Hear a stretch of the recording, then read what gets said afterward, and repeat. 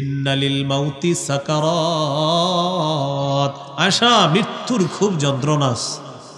ইন্নালিল মাউত, নিশ্চয় মৃত্যুর, সাকারাত অনেক যন্ত্রণা, আশা মৃত্যুর খুব যন্ত্রণা। এভাবে বলতেছিলেন, চেহারা মুবারক মুছতেছিলেন। নাসাবাইয়া দা, হাত উপরের দিকে উঠাইলেন, উঠিয়ে বললেন লা ইলাহা ইল্লাল্লাহ আল্লাহুম্মা ফির রফিকিল আ'লা। আল্লাহ ছাড়া কোনো ইলাহ নাই, আল্লাহ সর্বোত্তম শ্রেষ্ঠ বন্ধু, আপনার কাছে আমি চলে যেতে চাই। ওটা আরো ব্যাখ্যা আছে। এইটা বলে আল্লাহ রসুল সাল্লাল্লাহু আলাইহি সাল্লাম ফামালাত ইয়াদুহু, হাতটা পড়ে গেল, হাত মুবারক। আম্মাজান বুঝতে পারলেন আল্লাহ রসুল সাল্লাল্লাহু আলাইহি সাল্লাম দুনিয়া থেকে বিদায় নিয়েছেন। আপনাদেরকে পুরা রসুল সাল্লাল্লাহু আলাইহি সাল্লামের ইন্তেকাল পুরাটা শোনানো আমার মাকসাদ না, উদ্দেশ্য ছিল নবীর এই কথা শোনানো। নবী বললেন ইন্নালিল মাউতি সাকারাত, মৃত্যুর যন্ত্রণা। তাহলে 1 নাম্বার আজকে আলোচনা জানলাম, মৃত্যু আসবে সবার জীবনে। 2 নাম্বার আলোচনা জানলাম, মৃত্যুর যন্ত্রণা। বাকি আমাদের সকলকে আল্লাহ ঈমান নসিব যেন করে দেয়, ঈমানের সাথে যেন মরতে পারি, আল্লাহ তৌফিক দান করেন। সূরা ইউসুফের একটা আমল আছে, 101 নম্বর আয়াত। কোন সূরা ভাই? সূরা ইউসুফ। কত নম্বর আয়াত? 101 নম্বর আয়াত। একটু পড়ি আমরা সবাই। ফাতিরাস সামাওয়াতি ওয়াল আরদ, ফাতিরাস সামাওয়াতি ওয়াল আরদ আনতা ওয়ালিয়্যি ফিদ দুনিয়া ওয়াল আখিরাহ তাওয়াফফানি মুসলিমান ওয়া আলহিকনি বিস সালিহিন। আবার ফাতিরাস সামাওয়াতি ওয়াল আরদ আনতা ওয়ালিয়্যি ফিদ দুনিয়া ওয়াল আখিরাহ তাওয়াফফানি মুসলিমান ওয়া আলহিকনি বিস সালিহিন। হে আসমান জমিনের সৃষ্টিকর্তা, দুনিয়া আখিরাতে আপনি আমার অভিভাবক, আমাকে মুসলমান অবস্থায় মৃত্যু দিয়েন, মৃত্যুর পর নেককারদের সাথে আমাকে মিলিয়ে দিয়েন। এই আয়াতটা ডেলি পড়বেন। হ্যাঁ, যখন মন চায়, আপনি হাঁটতেছেন পড়বেন, রিক্সায় বসে রয়েছেন পড়বেন। যদি কোরআন দেখা পড়েন অজু লাগবে, আর যদি না দেখা পড়েন তাহলে অজুও লাগবে না। অজু ছাড়াও কোরআন না দেখে আপনি এটা পড়তে পারবেন। আর কোরআন খুলে যদি পড়েন তাহলে কি লাগবে? অজু লাগবে। তো এই আমলটা কিন্তু আপনি করতে পারেন, করা যাবে না ইনশাআল্লাহ। হ্যাঁ, এটা 13 পারার 6 নম্বর পৃষ্ঠা, হাফিজি কোরআন মাজিদ অনুযায়ী 13 পারা 6 নম্বর পৃষ্ঠা, সূরা ইউসুফের 101 নম্বর আয়াত। এই দোয়াটা আপনারা, কোরআনের দোয়া, আল্লাহ শিখিয়ে দিতেছে এই দোয়া। ইউসুফ আলাইহিস সালাতু ওয়াস সালাম নেতৃত্ব, রাজত্ব পাইছে, রাজত্ব পাওয়া সত্ত্বেও ইউসুফ নবী আল্লাহর কাছে এই দোয়া করতেন। তাহলে আমরা সবাই এই দোয়াটা করব, আল্লাহ তৌফিক দান করেন। আল্লাহ বলেন, এই পৃথিবী, পার্থিব জগৎ ধোকার উপকরণ ছাড়া আর কিছুই না। এটা ধোকার একটা আসবাব, ধোকার একটা জায়গা। এখানে শয়তান ধোকা দেয়, বিভিন্নভাবে আমরা ধোকা খাই। আল্লাহ তাআলা আমাদেরকে বিভিন্ন ধোকা থেকে হেফাজত হয়ে আমরা যেন আখিরাতের প্রস্তুতি নিতে পারি, আল্লাহ তৌফিক দান করেন। মৃত্যু, যারা আল্লাহ বিশ্বাস করে তারাও বিশ্বাস করে যে মৃত্যু হয়ে যাবে, আর যারা আল্লাহকে বিশ্বাস করে না, নাস্তিক সম্প্রদায়, তারাও এটা বিশ্বাস করে যে একদিন সেও ধ্বংস হবে।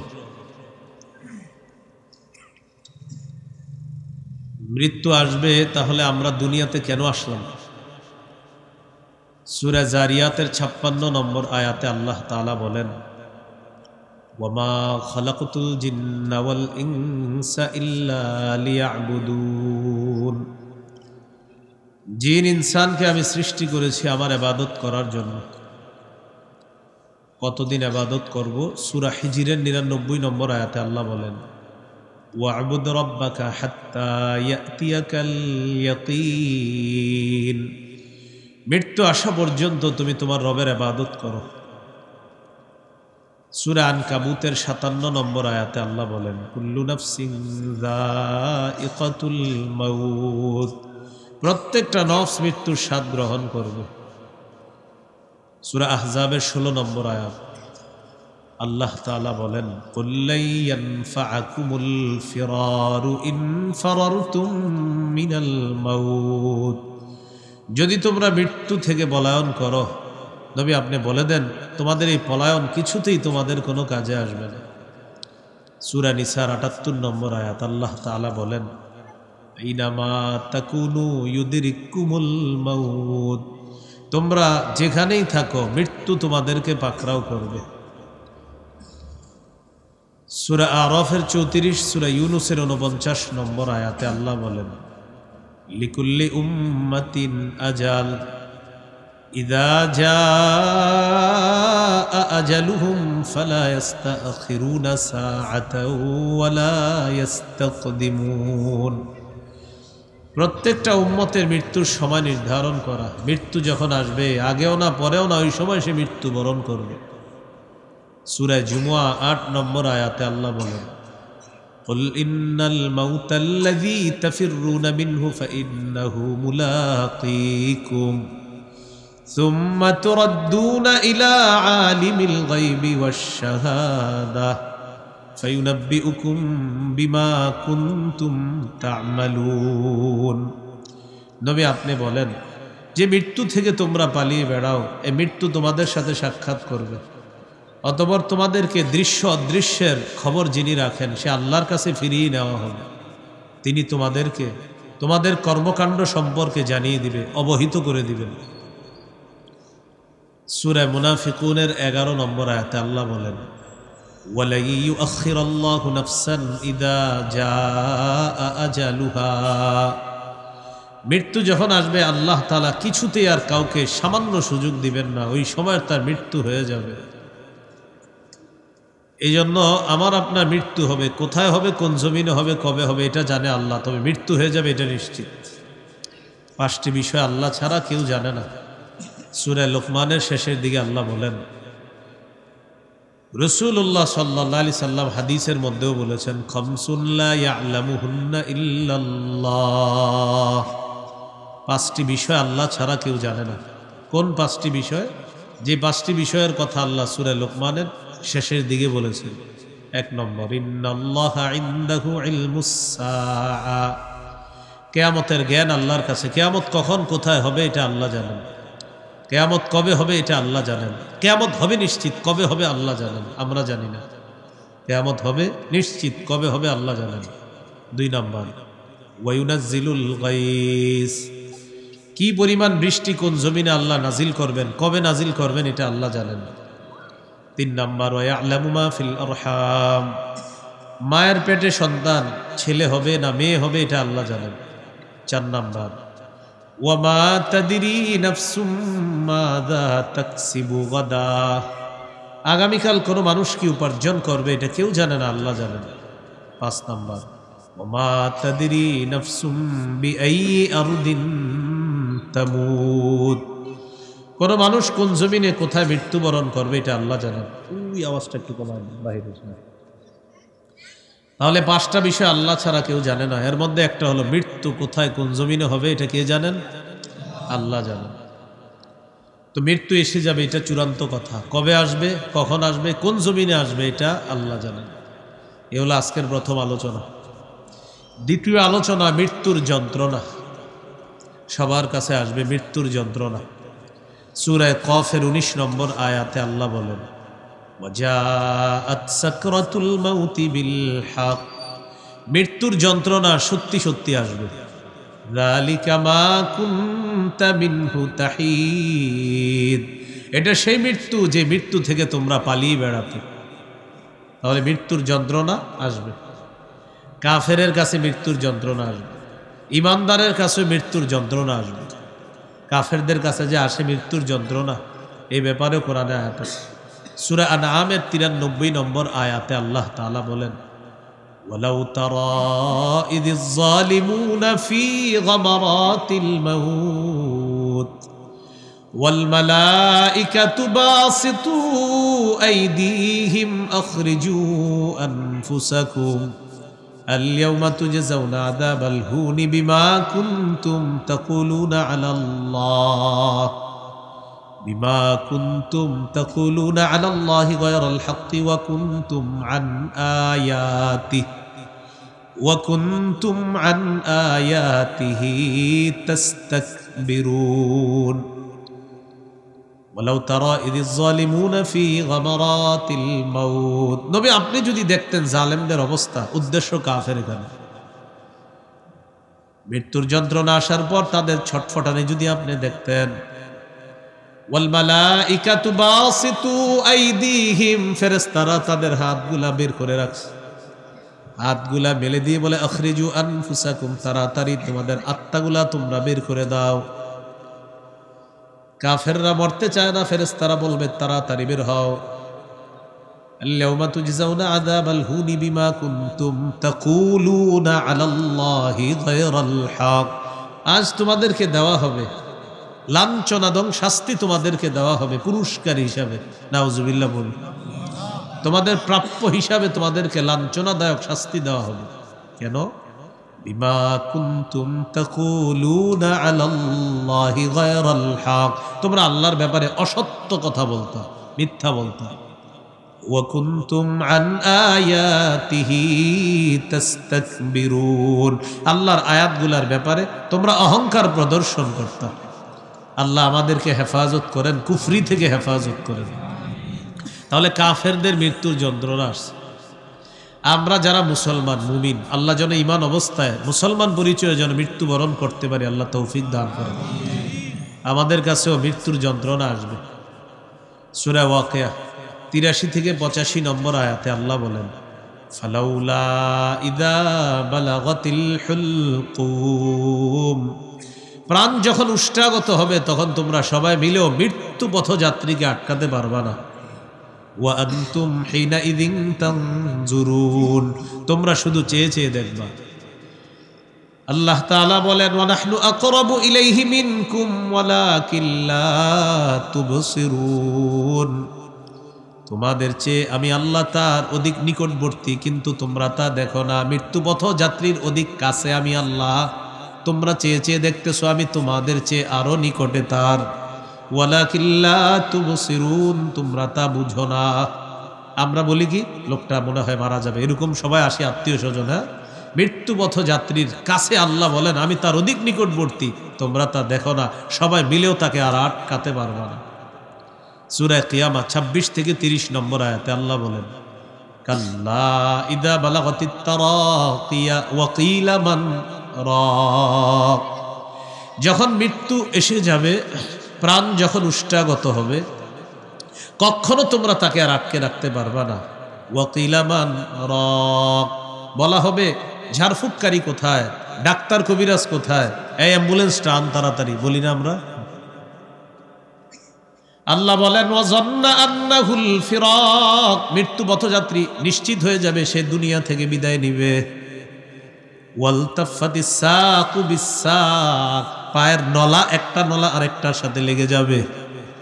ইলা রাব্বিকা ইয়াউমা ইদিনিল মাসাক, তোমার রবের দিকে তোমাকে সেদিন টেনে নেওয়া হবে, তোমাকে নিয়ে যাওয়া হবে তোমার রবের কাছে। মারা যাওয়ার পর আমরা বলি, ইস অ্যাম্বুলেন্সটা 5 মিনিট আগে আইলে ভালো হইতো। মারা যাওয়ার পরে কি বলি, ডাক্তার সাহেব আরো 10 মিনিট আগে আসতেন। মারা যাওয়ার পরে এগুলো আর বললেন না, মারা যাওয়ার আগে বললেন, ডাক্তার সাহেব একটু আগে আসতে পারলেন না। ডাক্তারের কাছে তো নিতেই হবে, অ্যাম্বুলেন্স আনবেন, হসপিটালাইজড করবেন, সমস্যা নাই, কিন্তু মৃত্যুর পরে আর কিছু বললেন না। মৃত্যুর আগে বললেন, আহারে 10টা মিনিট আগে আসলে ভালো কেবিন পাইতাম, ভালো ডাক্তার পাইতাম, এটা মৃত্যুর আগে বলবেন। কিন্তু মৃত্যুবরণ করছে আর কিছু বলবেন না, শুধু ইন্না লিল্লাহি ওয়া ইন্না ইলাইহি রাজিউন, বাস। অন্য কিছু বলতে যাবেন তো মুখ দিয়ে উল্টা পাল্টা কথা বের হয়ে যেতে পারে। না, এখন তো মারা গেছে, এখন আমি আপনি যা বলবো আর লাভ নাই, মারা তো গেছি, শেষ। কিন্তু আমরা কি বলি, আহারে লোকটা অকাল মৃত্যুবরণ করছে, নাউজুবিল্লাহ বলেন, পোস্টার করে পরে অমুকের অকাল মৃত্যুতে আমরা শোকাহত, আমরা তার বিদেহী আত্মার মাগফিরাত কামনা করছি, সৌজন্যে অমুক কালাম।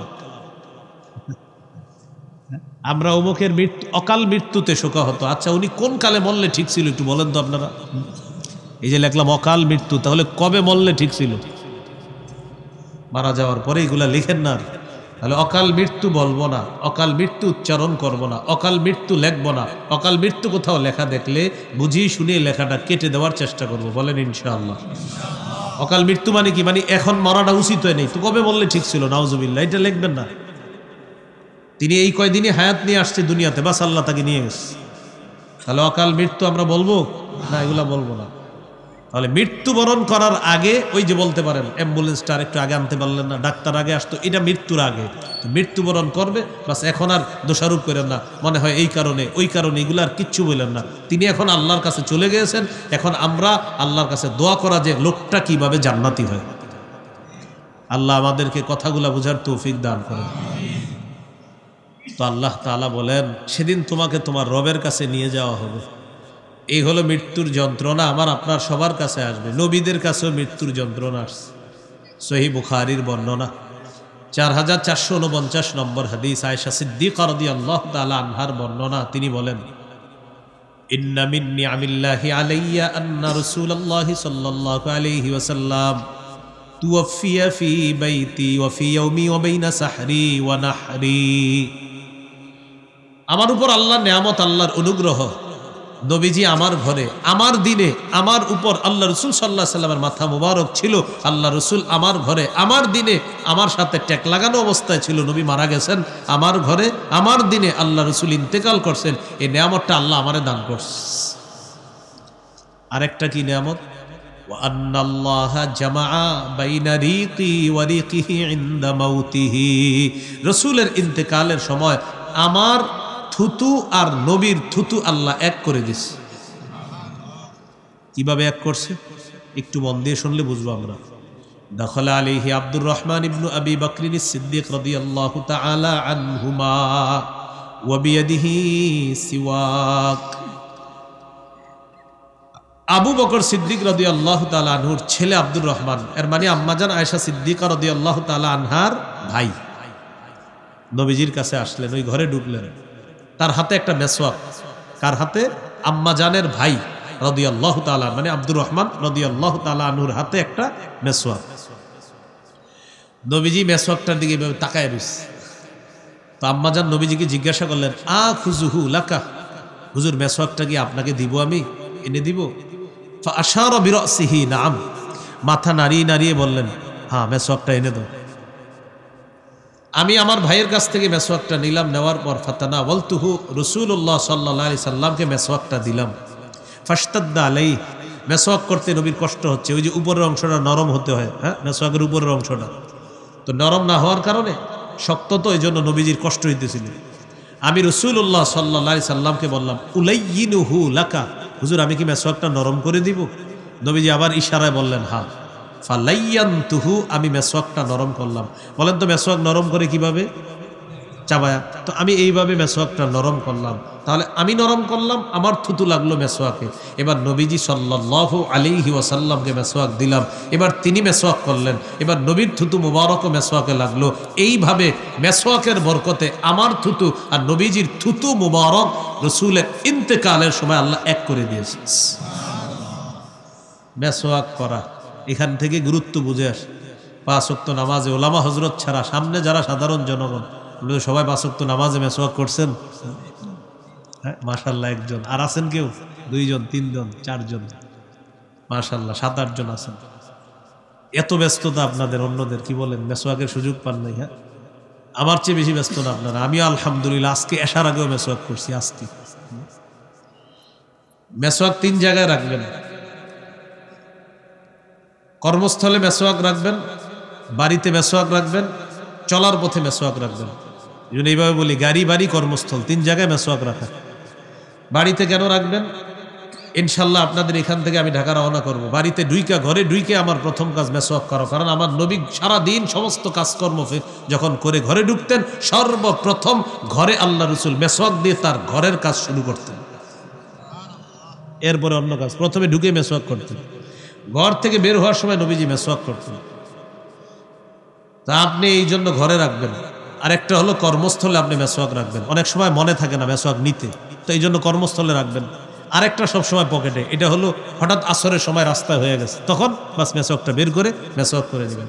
আর একটা বালিশের পাশে রাখতে পারেন। নবীজির সাহাবী আব্দুল্লাহ ইবনে ওমর রাদিয়াল্লাহু আনহুমা তিনি বালিশের পাশে একটা মেসওয়াক রাখতেন। কেন? ওনার যখনই ঘুম ভাঙতো, ঘুম ভাঙলেই উনি বাস ধইরা মেসওয়াক কইরা আবার মেসওয়াকটা রেখে দিত, আবার ঘুমাই যেতেন। বাস ঘুম ভাঙলেই উনি মেসওয়াক করতেন, আবার ঘুমাই যেতেন। আল্লাহ আমাদেরকে এই কথাগুলো মনে রাখার তৌফিক দান করেন। রাসূলুল্লাহ সাল্লাল্লাহু আলাইহি সাল্লাম বলেন, জিবরিল আমিন আমাকে এত পরিমাণ মেসওয়াকের কথা বলছে, আমি চিন্তা করে ফেললাম যে না জানি মেসওয়াক করতে করতে আমার দাঁতগুলো ভেঙে ফেলতে হয় কিনা, এতটা পরিমাণ জিবরিল আমিন আমাকে মেসওয়াক করতে বলছে। রাসূলুল্লাহ সাল্লাল্লাহু আলাইহি সাল্লাম বলেন, আমার উম্মতের জন্য যদি কষ্টকর মনে না করতাম, তাহলে উম্মতকে আমি 5 ওয়াক্ত নামাজে ওযুর আগে মেসওয়াক করা আবশ্যক করে দিতাম। কিন্তু আবশ্যক করি না, উম্মতের কষ্ট হবে, না হয় আবশ্যক করে দিতাম। দেখেন এখান থেকে হাদিস বোঝা উচিত, নবীজির মন চাইতেছে কি যে উম্মত মেসওয়াক করো। আমি পারলে যদি পারতাম যে তোমাদের জন্য 5 ওয়াক্ত নামাজের আগে মেসওয়াকটা করে দিতাম, তো তোমাদের সবার কষ্ট হবে, এই জন্য আমি বাধ্যতামূলক করি নাই। কিন্তু বাধ্যতামূলক নবী করে নাই, কথা থেকে কিন্তু বুঝে আসতেছে যে নবী চাইতেন আমার উম্মত সবাই মেসওয়াক করুক। তাহলে কি বলেন, একটু মেসওয়াক করা যাবে না ইনশাআল্লাহ? তাহলে সবাই মেসওয়াক কিনে নেবেন, হ্যাঁ ইনশাআল্লাহ। 3টা কিনে নেবেন, 3টা, একটা ঘরে রাখবেন, আর একটা পকেটে, আর একটা যেখানে কর্মস্থল ওখানে। যারা ড্রাইভার আছেন, গাড়ি চালান, অটো চালান, রিক্সা চালান, আপনি অটোর ভিতরে একটা মেসওয়াক রেখে দিবেন ইনশাআল্লাহ। আপনার জীবন আল্লাহ বরকতময় বানায় দেবে ইনশাআল্লাহ। তাহলে ইন্তেকালের আগে কিসের দিকে নবী তাকায়াছিলেন? মেসওয়াক। হ্যাঁ, মেসওয়াক করলেন। মেসওয়াক করার পর পাশে একটা পানির পাত্র ছিল, এই পানির পাত্রে নবী হাত ঢুকাইতেছিলেন, হাত বের করে ইয়ামসাহু বিহিমা ওয়াজহা, এইভাবে চেহারা মুছতেছিলেন আর বলতেছিলেন, ইন্নালিল মাউতি সাকারাত, আশা মৃত্যুর খুব যন্ত্রণা। ইন্নালিল মাউত, নিশ্চয় মৃত্যুর, সাকারাত অনেক যন্ত্রণা, আশা মৃত্যুর খুব যন্ত্রণা। এইভাবে বলতেছিলেন, চেহারা মুবারক মুছতেছিলেন। নাসাবাইয়া দা, হাত উপরের দিকে উঠাইলেন, উঠিয়ে বললেন, লা ইলাহা ইল্লাল্লাহ আল্লাহুম্মা ফির রফিকিল আ'লা। আল্লাহ ছাড়া কোনো ইলাহ নাই, আল্লাহ সর্বোত্তম শ্রেষ্ঠ বন্ধু, আপনার কাছে আমি চলে যেতে চাই। ওটা আরো ব্যাখ্যা আছে। এইটা বলে আল্লাহ রাসূল সাল্লাল্লাহু আলাইহি সাল্লাম ফামালাত ইয়াদুহু, হাতটা পড়ে গেল, হাত মুবারক। আম্মাজান বুঝতে পারলেন আল্লাহ রাসূল সাল্লাল্লাহু আলাইহি সাল্লাম দুনিয়া থেকে বিদায় নিয়েছেন। আপনাদেরকে পুরা রাসূল সাল্লাল্লাহু আলাইহি সাল্লামের ইন্তেকাল পুরাটা শোনানো আমার মাকসাদ না, উদ্দেশ্য ছিল নবীর এই কথা শোনানো। নবী বললেন, ইন্নালিল মাউতি সাকারাত, মৃত্যুর যন্ত্রণা। তাহলে 1 নাম্বার আজকে আলোচনা জানলাম, মৃত্যু আসবে সবার জীবনে। 2 নাম্বার আলোচনা জানলাম, মৃত্যুর যন্ত্রণা। বাকি আমাদের সকলকে আল্লাহ ঈমান নসিব যেন করে দেয়, ঈমানের সাথে যেন মরতে পারি, আল্লাহ তৌফিক দান করেন। সূরা ইউসুফের একটা আমল আছে, 101 নম্বর আয়াত। কোন সূরা ভাই? সূরা ইউসুফ। কত নম্বর আয়াত? 101 নম্বর আয়াত। একটু পড়ি আমরা সবাই। ফাতিরাস সামাওয়াতি ওয়াল আরদ, ফাতিরাস সামাওয়াতি ওয়াল আরদ আনতা ওয়ালিয়্যি ফিদ দুনিয়া ওয়াল আখিরাহ তাওয়াফফানি মুসলিমান ওয়া আলহিকনি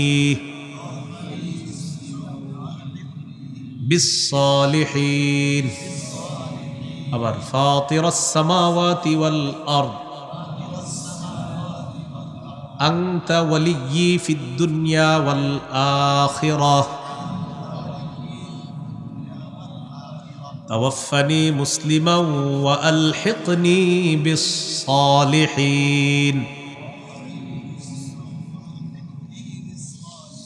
হে আসমান জমিনের সৃষ্টিকর্তা, দুনিয়া আখেরাতে আপনি আমার অভিভাবক, আমাকে মুসলমান অবস্থায় মৃত্যু দিয়েন, মৃত্যুর পর নেককারদের সাথে আমাকে মিলিয়ে দিয়েন। এই আয়াতটা ডেলি পড়বেন। হ্যাঁ, যখন মন চায়, আপনি হাঁটতেছেন পড়বেন, রিক্সায় বসে রয়েছেন পড়বেন। যদি কোরআন দেখা পড়েন অজু লাগবে, আর যদি না দেখা পড়েন তাহলে অজুও লাগবে না। অজু ছাড়াও কোরআন না দেখে আপনি এটা পড়তে পারবেন। আর কোরআন খুলে যদি পড়েন তাহলে কি লাগবে? অজু লাগবে। তো এই আমলটা কিন্তু আপনি করতে পারেন, করা যাবে না ইনশাল্লাহ। হ্যাঁ, এটা 13 পারার 6 নম্বর পৃষ্ঠা, হাফিজি কোরআন মাজিদ অনুযায়ী 13 পারা 6 নম্বর পৃষ্ঠা, সূরা ইউসুফের 101 নম্বর আয়াত। এই দোয়াটা আপনারা, কোরআনের দোয়া, আল্লাহ শিখিয়ে দিতেছে এই দোয়া। ইউসুফ আলাইহিস সালাতু ওয়াস সালাম নেতৃত্ব, রাজত্ব পাইছে, রাজত্ব পাওয়া সত্ত্বেও ইউসুফ নবী আল্লাহর কাছে এই দোয়া করতেন। তাহলে আমরা সবাই এই দোয়াটা করব, আল্লাহ তৌফিক দান করেন।